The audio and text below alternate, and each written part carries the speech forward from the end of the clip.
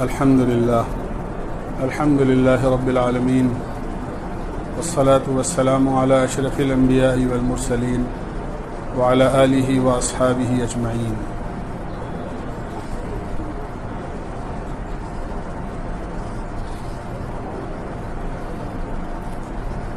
دوستو بزرگو،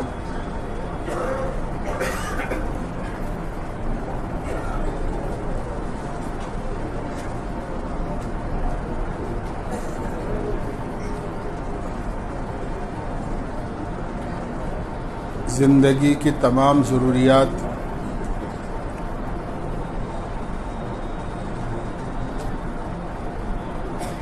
جس کا انسان کی زندگی سے تعلق ہے، اس کے سارے ضابطے اصول قرآن کریم میں بیان کیے گئے ہیں اور احادیث میں اس کی تفصیل بیان کی گئی ہے. ایسے ہی ہمارے معاشرے کا ایک پہلو نکاح اور شادی بھی ہے.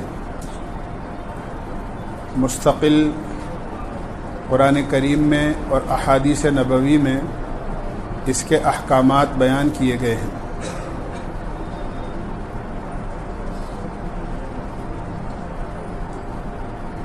سب سے پہلے تو یہ یاد رکھنا چاہیے کہ اللہ کے نبی علیہ الصلاۃ والسلام نے ارشاد فرمایا، نکاح میری سنت ہے، النکاح من سنتی.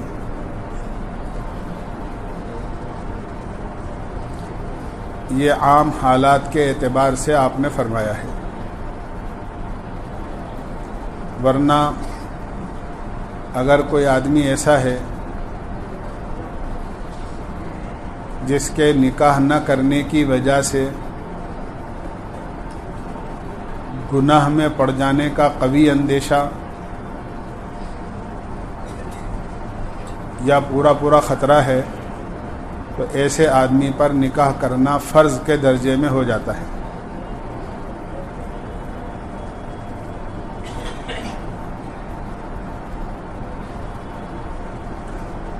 لیکن عام حالات میں نکاح کو اللہ کے نبی علیہ الصلاۃ والسلام نے سنت کہا ہے. قرآن کریم میں خود اس کا حکم ہے، فَانْكِحُوا مَا طَابَ لَكُمْ مِنَ النِّسَاءِ،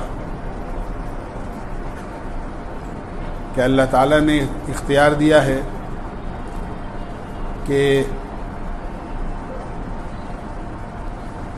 جو تمہیں پسند ہو، جہاں تمہارا کفو ملتا ہو، جہاں تمہارے میل جول کے لوگ ملتے ہوں، ایسے لوگوں میں نکاح اور شادی کر لیا کرو.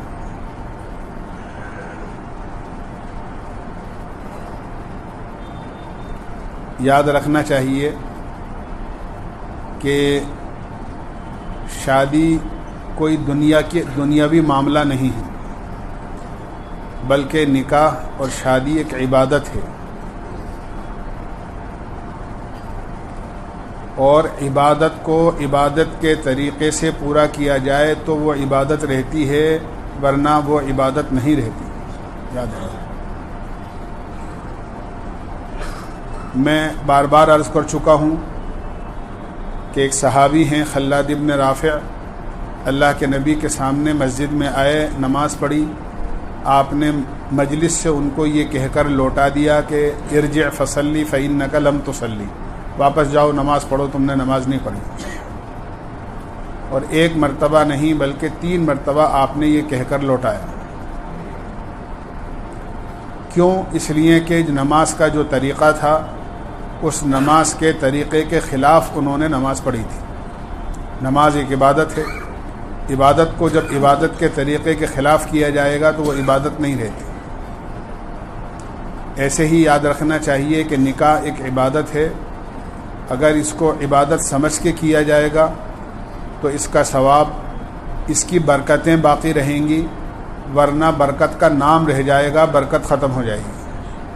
چاہے آپ کتنے ہی ایک دوسرے کو مبارکباد دے دو، لڑکے والا لڑکی والوں کو دے دے، لڑکی والے لڑکے والوں کو دے دیں کہ صاحب مبارک ہو، لیکن اگر اس عبادت کو اور اس نکاح کو سنت کے مطابق اور عبادت سمجھ کے نہیں کیا گیا تو یاد رکھو چاہے الفاظ کتنے ہی اچھے ادا کر لیں آپ برکت کے، برکت ہرگز نہیں ہو، یہ طے ہے۔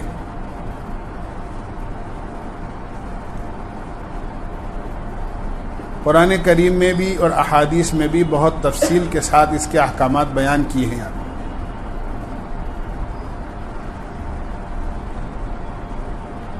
اس لیے یہ موقع سب کے لیے آتا ہے، ماں باپ کے لیے، اپنے بچوں کے لیے آتا ہے کہ ان کے بچوں کی ایک ذمہ داری انہیں پوری کرنی ہوتی ہے۔ کبھی آدمی خود اپنے نکاح کی کوشش کرتا ہے اور اس کو کرنا ہوتا ہے۔ سب سے پہلے تو یہ یاد رکھنا چاہیے کہ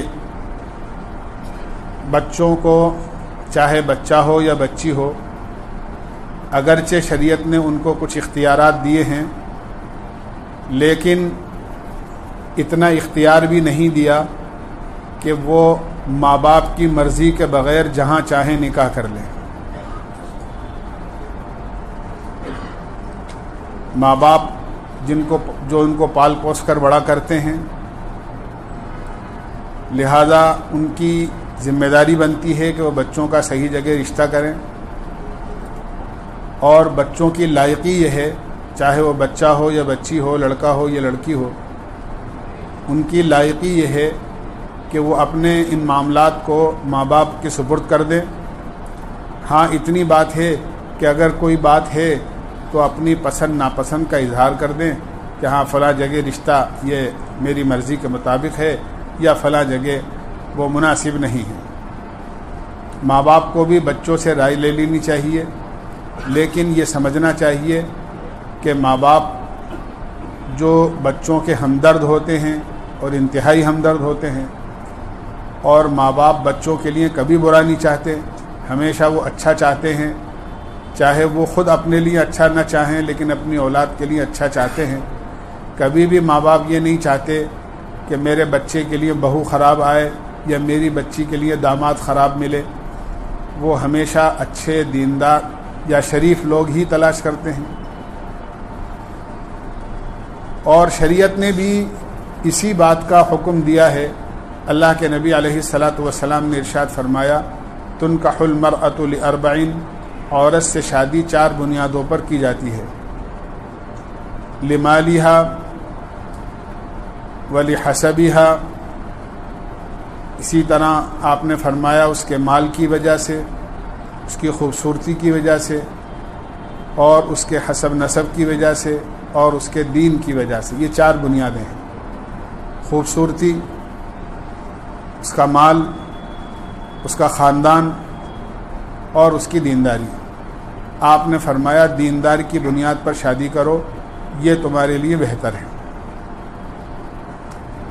علماء نے لکھا ہے احادیث کی روشنی میں کہ خوبصورتی کی بنیاد پر نکاح اور شادی کرنا یہ عیسائیوں کا طریقہ ہے، مال کی بنیاد پر شادی کرنا یہودیوں کا طریقہ ہے، خاندان کی بنیاد پر شادی کرنا یہ زمانے جاہلیت کا طریقہ ہے، اور دینداری کی بنیاد پر شادی اور نکاح کرنا یہ اللہ کے نبی علیہ الصلاۃ والسلام کا طریقہ ہے۔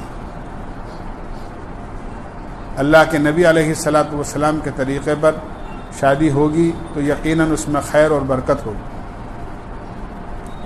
رشتہ تلاش کرنے کے اندر اس بات کا حکم دیا گیا ہے، اذا جاءکم من ترضون دینہ وخلقہ فزوجوہ، جب تمہارے یہاں کوئی رشتہ آئے تو دینداری اور اخلاق کو دیکھ لو، اگر دینداری اور اخلاق پر مطمئن ہو تو بچے اور بچی کی شادی طے کر دو، اور اخلاق اور دینداری پر مطمئن نہ ہو تو کوئی دوسرا رشتہ دیکھو۔ یہ رشتہ تلاش کرنے کی بنیاد ہے، مال، خوبصورتی، حسب نسب یہ چیز نہیں ہے۔ پھر یہ یاد رکھنا چاہیے کہ نکاح کے موقع پر جو بھی قاضی صاحب یا نکاح پڑھانے والے ہوتے ہیں وہ قرآن کریم کی 3 آیتیں تلاوت کرتے ہیں، ایک حدیث بھی پڑھتے ہیں خطبے کے اندر، اگرچہ خطبہ فرض اور واجب نہیں ہے، سنت ہے نکاح کا، لیکن یاد رکھنا چاہیے اللہ کے نبی علیہ السلام نے انہی 3 آیتوں کو نکاح کے خطبے میں پڑھنے کی ترغیب دی ہے، لیکن ان آیتوں میں جو پڑھی جاتی ہیں نکاح کا کہیں تذکرہ نہیں۔ تینوں آیتوں کے اندر تقوی کا تذکرہ ہے، اللہ سے ڈرو، اللہ سے ڈرو، اللہ سے ڈرو۔ اس میں بہت بڑی حکمت ہے۔ 3 آیتوں میں 3 مرتبہ تقوی کا تذکرہ اور تقوی کا حکم ہے، یعنی اللہ سے ڈرنے کا حکم ہے۔ شادی کے موقع پر بھی 3 مرحلے ہوتے ہیں۔ ایک شادی سے پہلے کا جس میں رشتہ تلاش ہوتا ہے، اس میں بھی اللہ سے ڈر کر ہی رشتہ تلاش کرنا چاہیے۔ دوسرے نکاح کا موقع ہوتا ہے، شادی کی تقریب ہوتی ہے، نکاح کی تقریب ہے، ولیمہ کی تقریب ہے۔ اس موقع پر بھی یہ تقریبات اللہ سے ڈرتے ہوئے کرنا چاہیے۔ ایسا نہیں کہ آدمی اپنی خوشی میں اللہ کو بھلا دے۔ پھر ایک زندگی ہوتی ہے جو شادی کے بعد کی ہوتی ہے، میاں بیوی کی۔ اس میں بھی دونوں اگر اللہ سے ڈر کر اپنی زندگی بسر کریں گے تقوی کے ساتھ میں، تو زندگی کی گاڑی صحیح چلے گی، ورنہ حالات دوسرے پیدا ہو جاتے ہیں۔ اس لیے نکاح کے موقع پر آج ہمارے یہاں نکاح ایک کھیل بن گیا ہے، ایک ضرورت بن گئی ہے، صرف کہ بھئی ایک ضرورت ہے اسے پورا کر لو۔ ایک شوق کی چیز بن گئی ہے کہ بھئی اس کو ایک خوشی ہے، ایک شوق پورا کرنا ہے۔ لوگ انتظار میں رہتے ہیں اپنی جی کی نکالنے کہ بچے کی شادی کا موقع آئے گا، یا بچے کی شادی کا موقع آئے گا، یا اپنی شادی کا موقع آئے گا تو ہم اپنی جی کی نکالیں گے۔ ایسا ہرگز نہیں کرنا چاہیے۔ اللہ اور اس کے رسول کو سامنے رکھ کر تمام نکاحوں کی تقریبات کو انجام دینا چاہیے۔ میں نے عرض کیا ہمارے یہاں نکاح سے پہلے بہت ساری تقریبات ایسی ہوتی ہیں۔ نکاح کی سب سے بڑی سنت اور نکاح کا سب سے بڑا دین کم خرچ اور سادگی ہے۔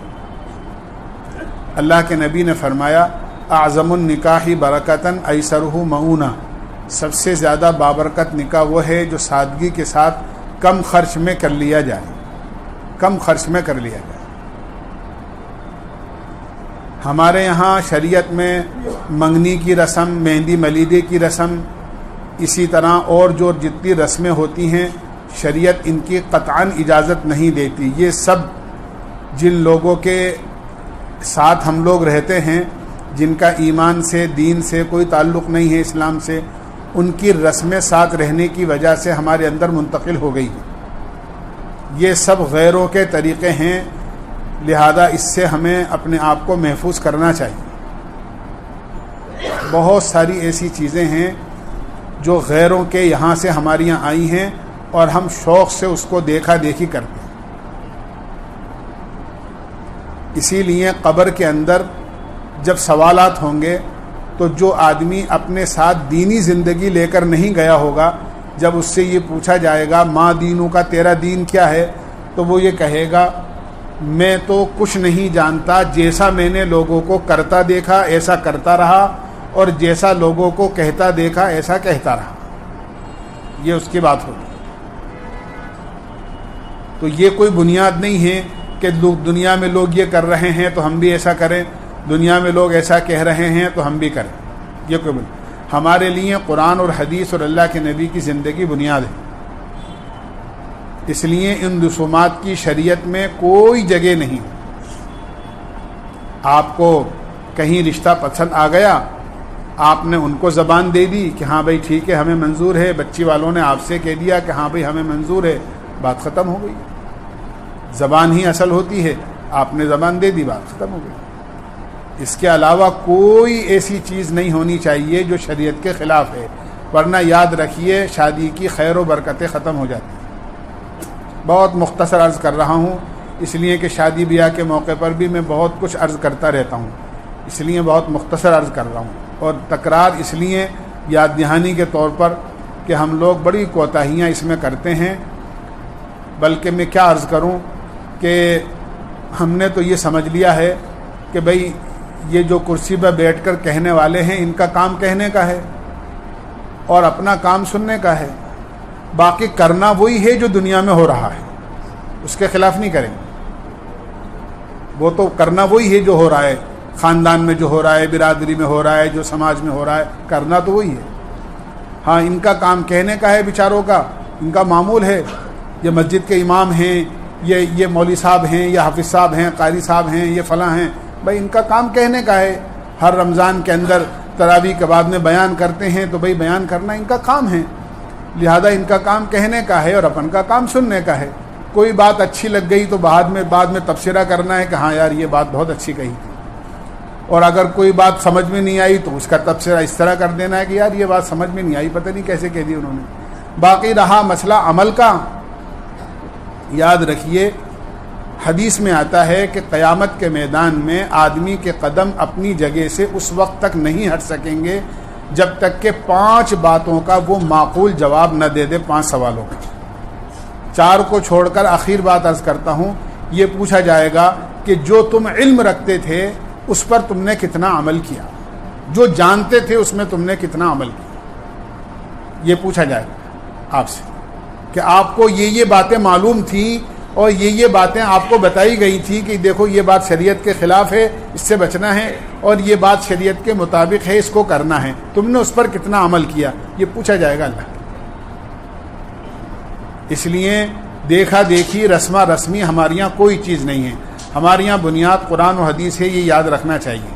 جیسا اللہ کے نبی نے خود اپنی شادی کی، حضرت فاطمہ کی شادی کی، جن کو جنتی عورتوں کی سردار کہا ہے، ان سے زیادہ افضل اور ان سے زیادہ بابرکت عورت دنیا میں کون سی ہو سکتی ہے؟ حضرت فاطمہ رضی اللہ عنہا سے ان کی شادی آپ نے کیسے سادگی کے ساتھ کی ہے۔ اسی طرح اپنی اور صاحبزادیوں کی جو آپ نے شادیاں کی ہیں ہمارے لیے وہ نمونہ ہیں، ان کے مطابق ہمیں اپنے بچوں کی، بچیوں کی یا اپنی شادی کرنی چاہیے۔ میں عرض کرتا ہوں کہ ہم لوگ تو، میں نے کہا نا، یہ بھی نہیں سوچتے کہ یہ جو چیز ہم کر رہے ہیں آخر اس کا مطلب کیا ہے، اس کا مقصد کیا ہے۔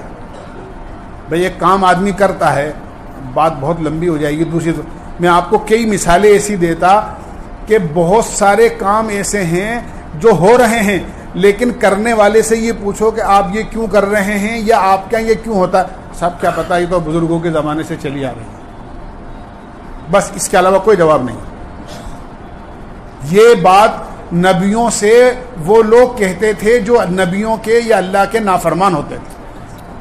جب وہ اچھی بات کہتے تھے وہ کہتے تھے انا وجدنا آباءنا علی امۃ و انا علی آثارہم مقتدون۔ جب نبی کہتے تھے کہ یہ کام کیوں کرتے ہو تو کہتے دیکھو ہم نے تو اپنے آباء و اجداد کو، اپنے بزرگوں کو یہی کرتے دیکھا ہے اور ہم تو انہی کے نقش قدم پر چلیں گے۔ یہ قرآن کی آیت کا ترجمہ میں نے کہا ہے آپ۔ یہ نبیوں سے غلط قسم کے لوگ کہتے تھے۔ یہ جملے کوئی اچھے جملے نہیں ہیں کہ صاحب ہمارے بزرگوں سے ہی چلی آ رہی ہے۔ ارے بنیاد کیا ہے؟ اب میں آپ سے عرض کروں، یہ گھوڑا اور صحرا کیا ہے؟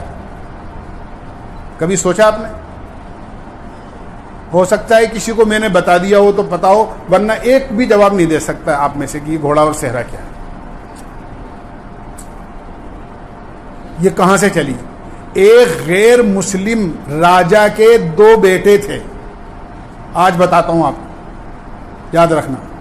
ایک غیر مسلم، غیر ایمان والے راجا کے 2 بیٹے تھے، ایک اندھا تھا اور ایک لنگڑا تھا۔ تو شادی کے موقع پر اندھے کا عیب چھپانے کے لیے یہ اس کو پھولوں کا سہرا ڈالا تھا اس نے، تاکہ لوگوں کے سامنے یہ نہ آئے کہ یہ اندھا اور نابینا ہے، اس کے عیب کو چھپانے کی، تاکہ لوگوں کو پتہ نہیں چلے صاحب راجا کا بیٹا اور بادشاہ کا بیٹا نابینا اور اندھا ہے، اس کی شادی ہوئی۔ اور ایک بیٹا لنگڑا تھا جس کو پیدل نہ لا کر گھوڑے پر لے کر آیا تھا تاکہ اس کا عیب چھپ جائے۔ اچھے خاصے کو گھوڑے پر بٹھا کر لاتے ہیں اور اس کے بعد گود میں اٹھاتے ہیں، چاہے اٹھے نہ اٹھے۔ کیا عجیب ایک گڑیا گڈی کا کھیل ہوتا ہے، دیکھو کیا عجیب منظر ہوتا ہے، آپ دیکھنا کبھی، اور دیکھتے ہو آپ تو کیا دیکھنا، یہ حقیقت ہے اس کی۔ تو لنگڑوں کی رسم، لنگڑوں کی پیروی اور اندھوں کی پیروی کرتے ہیں جو لوگ یہ چہرے باندھتے ہیں۔ بالکل صاف کہہ رہا ہوں آپ سے۔ یہ اندھوں کی نقل اور لنگڑوں کی نقل ہے. جانتے ہی نہیں ہم کہ کبھی سوچا ہی نہیں کہ یار یہ پتہ تو لگے کہ یہ آخر کرتے کیوں ہیں. بس ایک چیز ہے چل رہی ہے، بس کر رہے ہیں اس کو اندھا دھن. حالانکہ ہمارے یہاں اللہ تعالیٰ نے قرآن اور حدیث ایسا دیا ہے. اللہ کے نبی علیہ الصلاۃ والسلام نے ارشاد فرمایا ترکتکم علی شریعۃ بیضاء لیلھا کنہاریھا، میں تمہیں ایسی پاک پاکیزہ روشن شریعت دے کر جا رہا ہوں جس کی رات بھی دن کی طرح روشن ہے، یعنی کوئی چیز ڈھکی چھپی نہیں ہے. اللہ کے نبی علیہ الصلاۃ والسلام نے ہر چیز امت کے سامنے واضح کر دی، فلاں کام اس طرح کرنا ہے. حتیٰ کہ میاں بیوی کی رازداری کی باتیں بھی بتا دیں کہ دیکھو تمہیں اپنی بیوی کے پاس اس طرح جانا ہے اور بیوی سے اس طرح ملنا ہے، تاکہ وہاں بھی تم کوئی غلطی نہ کر سکو.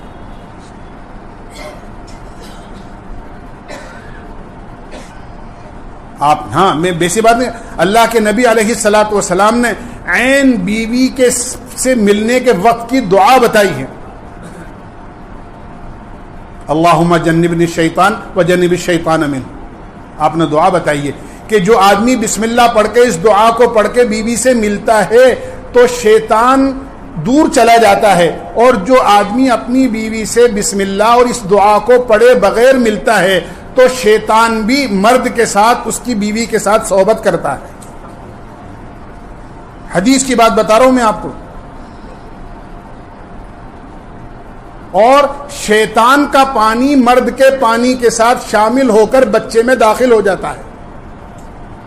پھر کیا کہتے ہیں صاحب کوئی دم کر دو بچہ بڑا شیطان ہے، تو شیطان تو ہو گئی کیونکہ شیطان کا پانی شامل ہے اس میں. کیا کہتے ہیں نا کہ صاحب اس پہ ذرا دم کر دو، اس کو کوئی تعویذ دے دو، صاحب بڑا ہی شیطان بچہ ہے. تو شیطان تو ہونا ہی ہے اس کو. یہ چیزیں بالکل ہم ان چیزوں سے دور ہیں. بہرحال شادی کے موقع پر اللہ سے ڈرنا چاہیے. تینوں آیتوں میں تقوی کا حکم ہے کہ اللہ سے ڈرو. پہلے بھی شادی کے موقع پر ایک بہت بڑی کوتاہی جو ہم سے ہو رہی ہے، میں اس کی طرف آپ سے اشارہ کر رہا ہوں. دیکھیے شادیوں کو مسجد میں کرنے کا اہتمام کرو. جو لوگ آپ سے کئی گنا زیادہ مالدار اور پیسے والے ہیں، آپ ساؤتھ چلے جاؤ، جو لوگ جانتے ہیں جاتے ہیں ان سے پوچھیے. بنگلور چلے جاؤ، مدراس چلے جاؤ، کرناٹک چلے جاؤ، آپ کے کیرلا چلے جاؤ، وہاں پر 80% نکاح مسجد میں ہوتے ہیں مسلمان. اور تقریباً 99% نکاح جو ہیں، بلکہ 100% بھی کہوں تو غلط نہیں کہ 100% نکاح دن میں ہوتے ہیں. ہمارے یہاں ایک فیشن بن گیا ہے رات کو 12 بجے بعد دیر سے نکاح کرنے نکاح ہونے. جب سارے مہمان کھا پی کے روانہ ہو جاتے ہیں کچھ نہیں بچتا، اور بیچارے وہ پکانے والے بھی اور لڑکی والے بھی جو ہے وہ بیٹھے رہتے ہیں، انتظار کرتے ہیں، تب جا کے وہ بارات لے کے دھوم دھام رات کو پتہ نہیں کس کو جناتوں کو سناتے ہوئے یا بینڈ باجا یا ان کو پٹاخے جو سونے والوں کو جگاتے ہوئے وہ لوگ آتے ہیں اور پھر وہ نکاح ہوتا ہے. ایک ویرانیت سی چھائی ہوئی ہوتی ہے نکاح میں، کیونکہ سب تو جا چکے ہوتے ہیں. دیر سے نکاح کرنے کا رواج ختم کریں.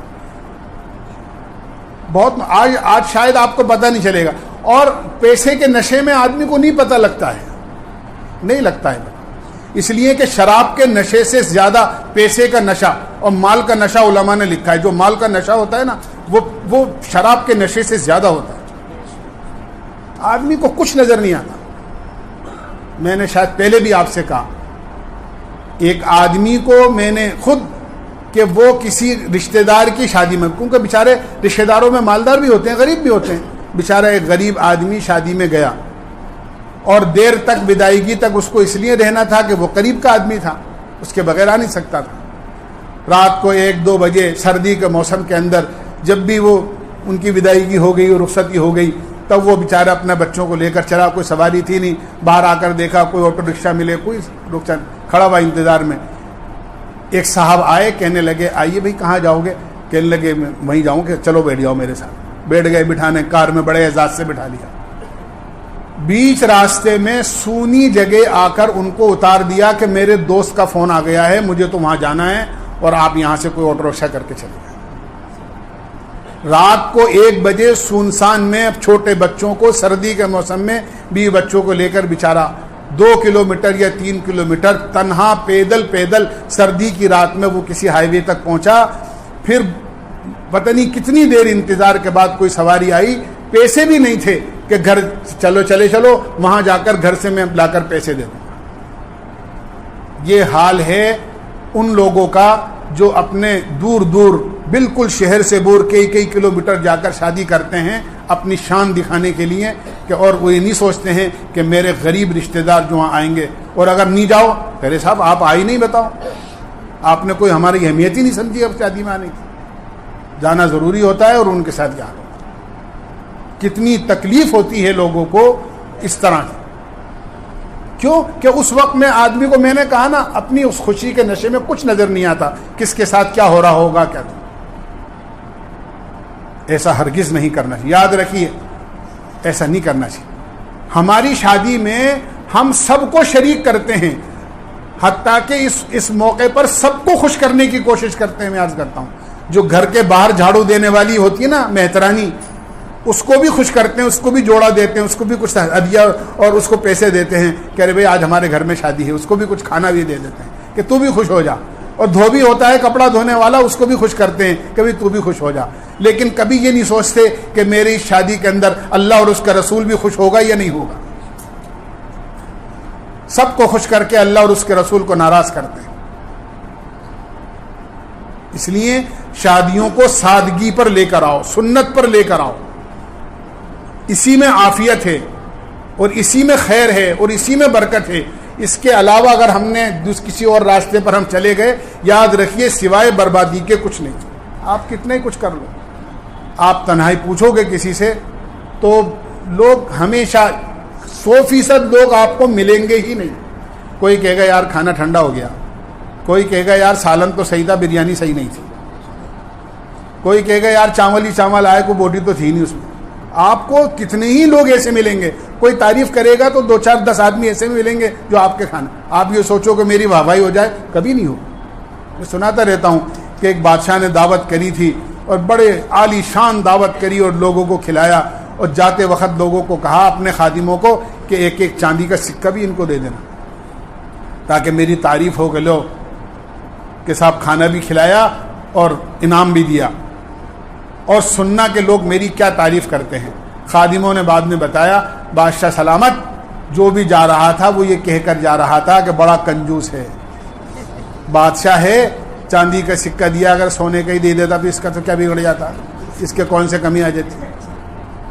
لوگوں کو دکھانے کے لیے اگر کچھ کر رہے ہو تو یاد رکھو کچھ ملنے والا نہیں. تو یہ تو وہ ہوگا جسے وہ مثال ہے نا, نہ خدا ہی ملا نہ وصال صنم, نہ دنیا خوش ہوئی نہ اللہ خوش ہوا. اللہ کو ناراض کرو گے تو یاد رکھو دنیا کبھی خوش نہیں ہوگی.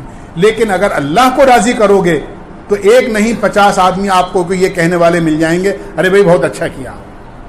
کیا لاک ڈاؤن کے اندر 50 آدمی پر مسجدوں میں دن میں ظہر کے بعد اثر بعد جو نکاح ہوئے ہیں کیا وہ شادیاں نہیں ہوئی؟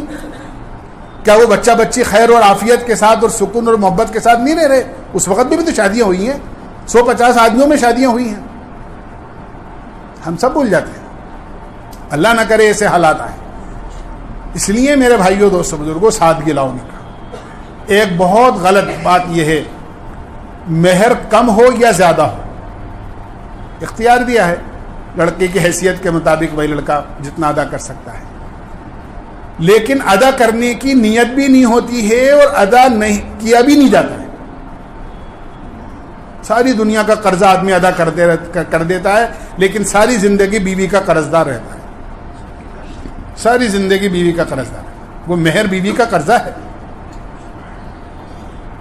اور آپ دیکھیے کہ سونے پر سہاگا کے ساتھ مہر فاطمی ہونا چاہیے.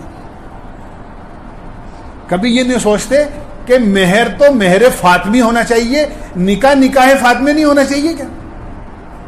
ارے بھائی مہر تو حضرت فاطمہ جیسا باندھ رہے ہو اور نکاح غیروں جیسا کر رہے ہو.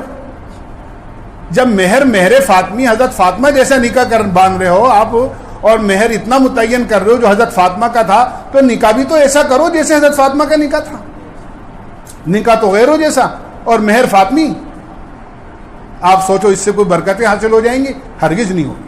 اور پھر مہر فاطمی باندھو، کچھ بھی باندھو، ساری زندگی وہ مہر بندہ ہی رہتا ہے، اور پھر وہ بندے ہی آدمی دنیا سے چلا جاتا ہے. یاد رکھیے، حدیث کی بات بتا رہا ہوں آپ کو، ترمذی شریف کی حدیث ہے. اللہ کے نبی علیہ الصلاۃ والسلام نے ارشاد فرمایا کہ جس آدمی نے نہر میں کسی بھی مہر پر نکاح کیا، کم یا زیادہ پر، اور مہر ادا کرنے کی اس کی نیت نہیں ہے اور اس نے ادا نہیں کیا، تو قیامت میں اللہ کے دربار میں نکاح کرنے والوں کی صف میں شمار نہیں ہوگا، اس کا زنا کرنے والوں کی صف میں قیامت میں کھڑا ہوگا، اگر مہر نہیں دیا اور دینے کی نیت بھی نہیں. لوگ کہتے ہیں میاں کون دیتا ہے؟ باندھ لو جتنے بھی باندھنے ہیں، کون دیتا ہے؟ بلکہ میں کیا عرض کروں، ایک جگہ میں نکاح پڑھانے گیا تو جہاں برادری میں کچھ ایسے ہوتے ہیں، برادری کے بڑے ہوتے ہیں، وہاں بیچارہ لڑکی والا بھی کچھ نہیں ہوتا، تو وہ برادری والے بتا دیتے ہیں. تو برادری والوں نے بتا دیا کہ 132 تولہ نہیں، پتہ نہیں کچھ اور مہر بتایا تھا انہوں نے، 5000 روپئے. بہرحال جو بھی کچھ رقم بتائی تھی میں نے اس کو نکاح نامے میں لکھ لیا. تھوڑی دیر کے اندر وہ لڑکی والا آیا کہ صاحب مہر کتنا لکھا؟ میں نے کہا کہ صاحب آپ نے مجھ سے کیوں نہیں پوچھا؟ میں نے کہا بھائی تمہارے بڑوں نے ہی بتایا کہ یہ لکھ لو، میں نے یہ لکھ لیا. تو کہنے لگے صاحب آپ نے کیسے لکھ لیا اور کس حساب سے لکھ لیا؟ میں نے کہا بھائی حساب سے لکھ لیا، انہوں نے کہا کہ یہ لکھ لو، اور میں نے کہا بھائی مہر تو اتنا ہونا چاہیے جو آسانی کے ساتھ لڑکا ادا کر سکے، یا لڑکی کا مہر مثل ہوتا ہے کہ لڑکی کے خاندان میں اس کی بہن، چچا زاد بہن، مامو زاد، خالہ زاد بہنوں کا جو عام طور سے نکاح ہوتا ہے، اس طرح کا نکاح جو ہے وہ مہر جو ہے وہ بنتا ہے عام طور سے. تو لڑکا، جب میں نے یہ کہا نا کہ آسانی کے ساتھ جتنا لڑکا ادا کر سکے، تو اتنے ناراض ہو گئے کہ صاحب جیسے کوئی ان کو گالی بک دی ہو کہ آپ کیسے بات یہ کہہ دیا آپ نے کہ صاحب ادا کر سکے. اللہ نہیں کرے میری بچیوں کے لیے ایسی نوبت آئے جو مہر ادا کریں، یا میرے دامادوں کو مہر ادا کرنا پڑے، یا میری بچیوں کو مہر لینا پڑے. یعنی بیچارہ وہ یہ سمجھ رہا تھا کہ مہر تو جب دیا جاتا ہے جب خنائی اتفاقی ہو جائے، کہ جب فیصلہ ہو جاتا ہے نا، پھر یہ کہتے ہیں کہ ہاں بھائی مہر کتنا تھا، بھائی مہر بھی دو، اور عدت کے پیسے بھی دو، اور جہیز کا سامان بھی دو، اور یہ بھی دو اور وہ بھی دو. یہ آج ہماری دینداری کا معیار ہے، یہ ہماری دینی معلومات کا معیار ہے. یوں تو بہت پڑھ لکھ گئے ہم لوگ، لیکن یہ دین کی موٹی موٹی باتیں بھی پتہ نہیں. اور پھر اس سے بڑا ظلم یہ ہوتا ہے کہ عورت کو زندگی میں آدمی مہر نہیں دیتا، اور جب آدمی کا انتقال ہو جاتا ہے تو اس کے لیے کتنا بڑا غم کا پہاڑ ٹوٹتا ہے کہ اس کے شوہر کا سایہ سر سے اٹھ گیا، اس کا سرپرست دنیا سے چلا گیا. زبردستی اس کو عورتیں لاتی ہیں اور اس کے جنازے پر لا کر اس کی چوڑیاں توڑواتی ہیں اور اس سے کہتی ہیں کہ ارے اس کو مہر تو معاف کر دے تو کم سے کم. زندگی میں مہر نہیں دیا اور زبردستی اس کے جنازے پر لا کر اس کا مہر معاف کرنا. یہ ظلم ہے، زیادتی ہے. جو ایسے لوگ ہیں وہ قیامت میں اللہ کے سامنے مجرم بن کر کھڑے ہوتے ہیں. وہ شوہر تو مجرم ہو گئی کہ اس نے مہر نہیں دیا زندگی میں، اور یہ جو کرنے والے ہیں بعد میں زبردستی مہر معاف کرانے والے، یہ ان سے بڑے مجرم ہیں جنہوں نے اتنی زیادتی اس عورت کے ساتھ، اس بیوہ کے ساتھ زیادتی کر. اس لیے مہر کے معاملے میں بڑی کوتاہی. مہر تو آپ صحابہ کی زندگی میں دیکھو، کبھی کوئی ادھار مہر ملے گا ہی نہیں آپ کو، جو بھی مہر نقد. ہمارے یہاں تو باقاعدہ ایک رواج بن گیا، اتنا نقد اتنا ادھار، اتنا نقد. 51 تو بھائی 50 ادھار اور 1000 نقد. حالانکہ حیثیت ایسی ہے کہ 50 لاکھ دے سکتا ہے آدمی ہاتھوں ہاتھ، لیکن اس کے باوجود بھی 1000 نقد اور 50,000 ادھار. اس لیے مہر کی ادائیگی بہت ضروری ہے، مہر کی ادائیگی بہت ضروری، اور جلدی سے جلدی ہونی چاہیے. یہ بیوی کا قرضہ ہے، آدمی زندگی میں بیوی کا قرض دار نہیں رہنا چاہیے، بلکہ جلدی سے ادا کر دینا چاہیے. ولیمہ بھی سادگی کے ساتھ ہونا چاہیے. لڑکی والوں کے اوپر تو کوئی بوجھ لادا ہی نہیں شریعت میں، جہیز کا، اس کا اس کا. یہ کیا آدمی بیٹی دے رہا ہے، بیٹی دے رہا ہے. بیٹی عزت ہوتی ہے اپنی، زندگی کا سب سے بڑا سرمایہ ہوتی ہے. وہ اس کی زندگی ہوتی ہے، سمجھو زندگی ہوتی ہے اس کی، وہ اپنی زندگی دے رہا ہے. ایک بزرگ سنانے لگے کہ اپنے شوہر سے کہنے لگی ایک دفعہ، ان کی اہلیہ ایک بزرگ کی، کہ جب لڑکی رخصت ہوتی ہے تو اس وقت میں کیسا منظر ہوتا ہے، کیا کیفیت ہوتی ہے. تو وہ کہنے لگے کہ یہ تو میرے بجائے تم ہی بتا سکتی ہو کہ تم جس وقت میں رخصت ہو کر آئی تھی اپنے گھر سے اس وقت تمہاری کیا کیفیت تھی. تو ان کی بیوی نے جو بات کہی ہے، یہ کہا کہ ایک جنازہ تو وہ ہوتا ہے جو 4 آدمی کے کندھے پر جاتا ہے، اور ایک جنازہ وہ ہوتا ہے جو اپنے پیروں پر چل کر جاتا ہے. وہ گویا ایک جنازہ ہوتا ہے جو اس وقت میں ماں باپ کے گھر سے نکل رہا ہوتا ہے. جو غم اس وقت میں ہوتا ہے جنازے کے نکلنے کے وقت میں، وہی ایک غم ماں باپ کے اوپر ہوتی ہے کہ ان کی آنکھوں میں آنسو ہوتے ہیں کہ بھئی جس بچی کو ہم نے پالا پوسا بڑا کیا جوان کیا، اس کو 18-20 سال کا کر کے آج دوسروں کے سپرد کر رہے ہیں، نہ معلوم نئے گھر میں جا رہی ہے کیسے ساس سسر ملیں گے، کیسے دیور جیٹ ملیں گے، کیسی دیورانی اور بھابھی ملیں گی، اس کو کیسے سپرد کریں گے. کہ ایک جنازہ ہوتا ہے جو 4 کندھوں پر 4 آدمی کے، اور ایک جنازہ وہ ہوتا ہے جو پیروں پر چل کر. اس لیے بہت خیال رکھنا چاہیے ایک دوسرے کے حقوق کا. ولیمہ سادگی کے ساتھ کرو. اللہ کے نبی علیہ الصلاۃ والسلام کی سب سے چہیتی بیوی حضرت عائشہ رضی اللہ عنہا، جن کی محبت کا اقرار آپ نے برسر ممبر مسجد نبوی میں کیا ہے. آپ ممبر پر موجود ہیں اور آپ نے صاف فرمایا مجھے سب سے زیادہ محبت عائشہ سے. فرماتی ہیں میرے ولیمے میں، میری شادی کے ولیمے میں کوئی لمبا چوڑا کھانا نہیں ہوا، ایک دودھ کا پیالہ تھا جن کو باری باری موجودہ لوگوں نے پی لیا گھٹ گھٹ بھر کر، بس یہی میری شادی کا ولیمہ تھا. حضرت صفیہ رضی اللہ عنہا کا نکاح ہوا اللہ کے نبی علیہ الصلاۃ والسلام سے. ام المومنین حضرت صفیہ کا کچھ نہیں تھا. آپ نے صحابہ سے فرمایا، سفر میں تھے، آپ نے فرمایا بھائی جس کے پاس 2 توشہ ہے وہ نکال کر لاؤ. چنانچہ صحابہ نے کچھ کھجوریں نکالی، ستو نکالا، پنیر نکالا، کچھ اور چیزیں کھانے پینے کی نکالی، اس کو دسترخوان پر پھیلا دیا گیا اور آپ نے فرمایا یہ تمہاری ماں صفیہ کا ولیمہ ہے، سب مل کر کھا لو. میں یہ نہیں کہہ رہا کہ گوشت روٹی کسی کو کھلانا کوئی ناجائز اور ممنوع ہے. آپ کریے، سادگی کے ساتھ کریے، نمائش نہ کریے، اور جتنا کم خرچ کے ساتھ کریں گے اتنا ہی زیادہ فائدہ اور نفع ہوگا. سادگی کے ساتھ کریں گے تو کم خرچ بالا نشین، ایک مثال ہے کم خرچ بالا نشین. اس لیے شادیوں میں جتنا کم خرچ کرو گے غریب لوگوں کے لیے بچیوں کی شادیاں آسان ہو جائیں گی. اور اگر آپ نے شادیوں میں خرچ کرنے کا زیادہ رواج ڈال دیا، یاد رکھیے بہت بڑے نقصان کی چیز. میں کیا عرض کروں، ایک صاحب نے مجھے دوسرے شہر میں نام بھی نہیں لوں گا، انہوں نے لے جا کر اپنے یہاں دکھایا، دیکھیے ہم نے یہ کالج بنایا. میں ابھی آندھرا کا سفر کر کے آیا ہوں تھوڑی دن پہلے. کالج دکھائے انہوں نے اور بہت ساری اپنے یہاں اسکول دکھائے، بڑے بڑے دارالعلوم دکھائے. وہاں ایک صاحب تھے جے پور کے، وہ جے پور میں رہ کر گئے تھے کچھ دن میں، باہر کے ہیں وہ بھی، جے پور میں رہ کر گئے تھے. میں نے کہا آپ دعا کریں اللہ ہمارے یہاں جے پور والوں کو بھی توفیق دے، کوئی کالج بن جائے، کوئی ہاسپٹل بن جائے، کوئی ایسے رفاع عام کی کوئی شکل قائم ہو جائے. آپ نے تو بہت کچھ بنا لیا. تو وہ جو صاحب جو یہاں رہ کر گئے تھے وہ کہنے لگے کہ صاحب جے پور والے نہیں کر سکتے، اس لیے کہ میں نے خوب رہ کر جے پور میں تجربہ کیا ہے. جے پور والے یا تو شادیوں میں پیسہ خرچ کرنا جانتے ہیں یا فارم ہاؤس خریدنا جانتے ہیں، زمینیں خریدنا، بس اس کے علاوہ 2 چیزوں کے علاوہ کہیں پیسہ خرچ نہیں. ان سے شادیوں میں خوب لاکھوں روپے خرچ کروا لو، خوب خرچ کرنے کو تیار، یا ان سے کوئی فارم ہاؤس خریدوا لو کنائی کی تھڑی پہ اور کھونا گریان میں، اور کہاں بڑھیا بڑھیا کون سے بڑے روڈ ہیں وہاں سے اس روڈ پر بھائی صاحب. چاہے وہ زندگی میں کبھی جا کر نہیں دیکھتے ہیں، کوئی مہینوں میں کوئی برسوں میں جا کر نہیں دیکھتے ہیں کہ ہماری زمین کہاں ہے، بس یہ فلاں کی ہے. وہ خود بھی جا کر نہیں، بس لوگ گزرتے ہیں کہ صاحب یہ معلوم ہے کس کی، یہ فلاں کی ہے، اور وہ خوش ہوتے ہیں کہ ہاں صاحب ہماری اتنی بیگھہ ہے اور ہمارے اتنا ہے. اور بیچارے جو نوکر ہیں نا وہ خوب فائدہ اٹھاتے ہیں. اگر کوئی نوکر رکھ رکھا ہے، کوئی باغیچہ لگا رکھا ہے تو وہ نوکر فائدہ اٹھا رہا ہے. شداد نے جنت بنائی تھی لیکن ایک قدم اس کا اندر تھا، ایک قدم اپنی جنت کو خود نہیں دیکھ سکا، اور جنہوں نے جنت بنائی تھی ان نوکروں نے خوب فائدہ اٹھایا.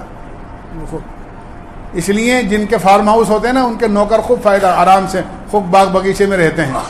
یہ تو اللہ کا کرم ہے، اللہ نے ان کو غریب بنا کر بھی فارم ہاؤس دے رکھا ہے.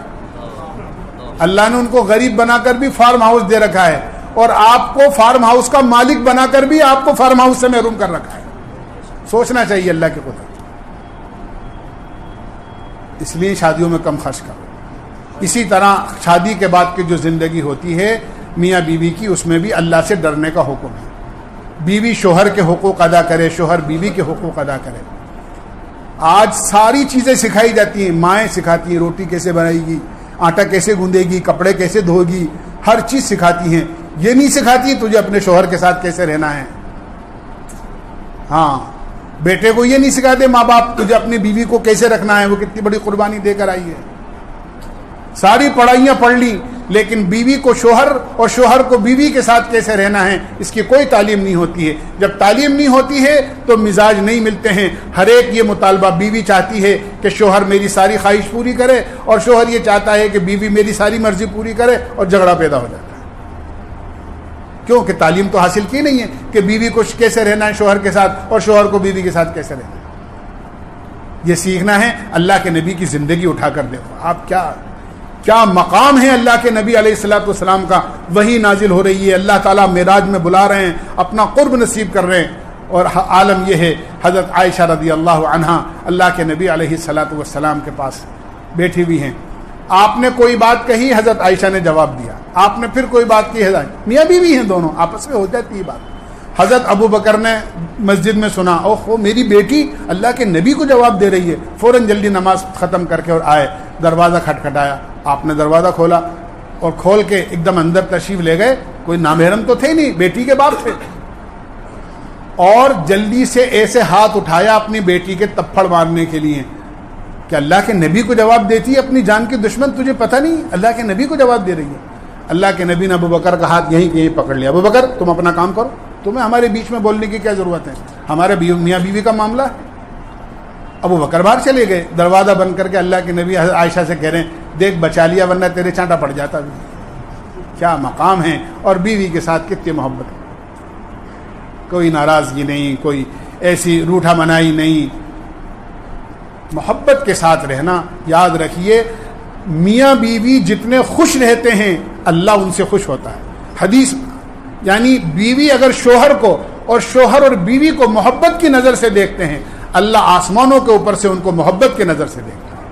اور حدیث میں آتا ہے, مسلم شریف کی حدیث ہے, شیطان روزانہ اپنا تخت پانی پر لگاتا ہے اور اپنے چیلوں کی کارگزاری سنتا ہے, سب سے کہتا ہے ہاں اچھا کیا اچھا کیا اچھا کیا. لیکن اگر کوئی آ کر یہ کہتا ہے کہ دو میاں بیوی محبت کے ساتھ رہ رہے تھے, میں نے دونوں میں لڑائی کرا دی, کھڑا ہو جاتا ہے اور معانقہ کر کے کہتا ہے کام تو کر کے آیا ہے.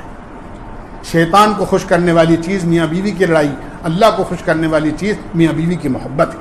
اور یہ وہی ہوتے ہیں جو آپس میں ایک دوسرے کے حقوق کو ادا کرتے ہیں. اللہ ہمیں عمل کی توفیق نصیب فرمائے. سبحان اللہ الحمد.